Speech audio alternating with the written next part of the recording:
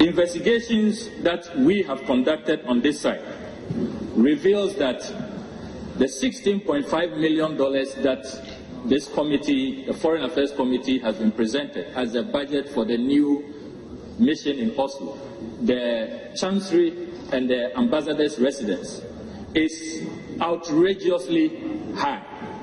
It is outlandishly inflated, Mr. Speaker. The Chancery building, I have the records here, Mr. Speaker. This building was bought in 2014 for 25.2 million Norwegian kroner, which is equivalent to 2.9 million United States dollars. Then in 2017... Honorable members, I mean, this kind of... I'm listening patiently. Mr. Speaker. Mr. Speaker. Mr. Speaker. Please stop that kind of approach. Mr. Speaker, according to the Mr. Speaker, according to the Norwegian financial newspaper known as Finansavisen, Lillian Olsen sold the property in August 2017 to an unknown buyer for 31 million Norwegian kroner, which is equivalent to 3.5 million United States dollars. Then our foreign ministry is buying this property at 105,180,000, which is equivalent to $12.21 million. A property that was sold for only $3.5 million last year, August last year. So what is going on? Who did the due diligence?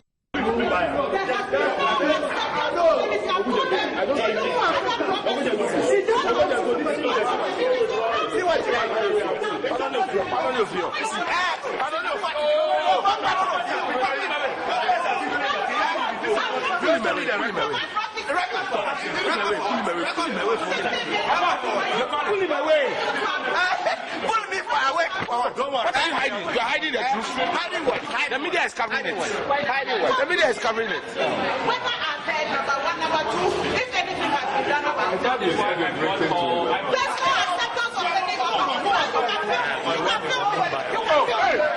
you coming to assault me? Hey, no.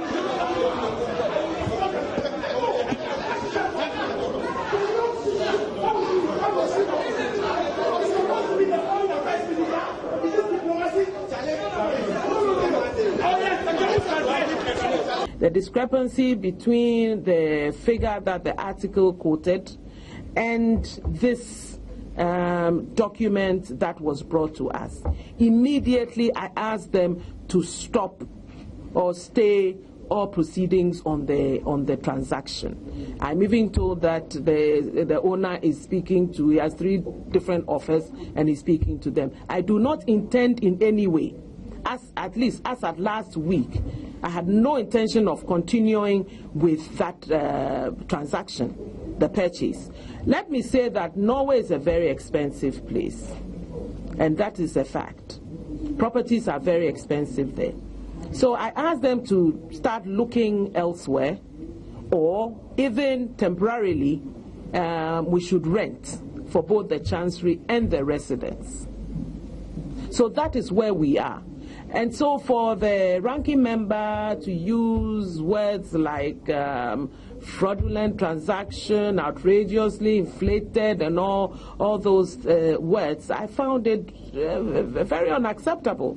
Because if he had taken the pains to talk to me before, I would have given him the information that, having had this issue come to my notice, I've asked them to abrogate, not go forward with the transaction. And then you're talking about alleged. Do I look like somebody who can assault a man?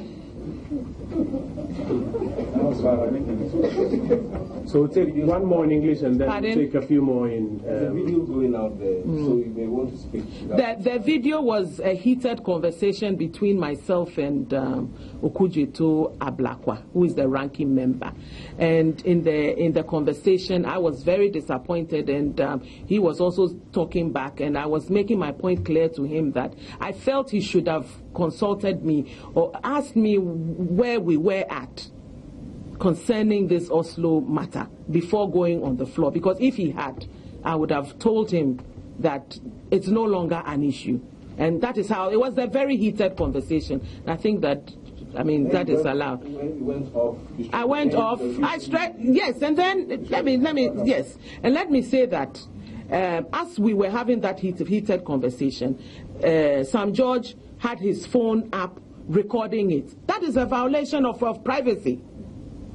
That is not acceptable. Why is everybody talking about, I mean, my stretching my hand to do what? To hit him, to assault him? How would I do that? What was I going to? I was talking to him that why are you recording? I'm sure you heard me saying, why are you recording? Why are you recording this? He says he said it by the Privileges Committee. It's good, let him go, because then I will also go to the Privileges Committee and talk about the fact that he violated my privacy.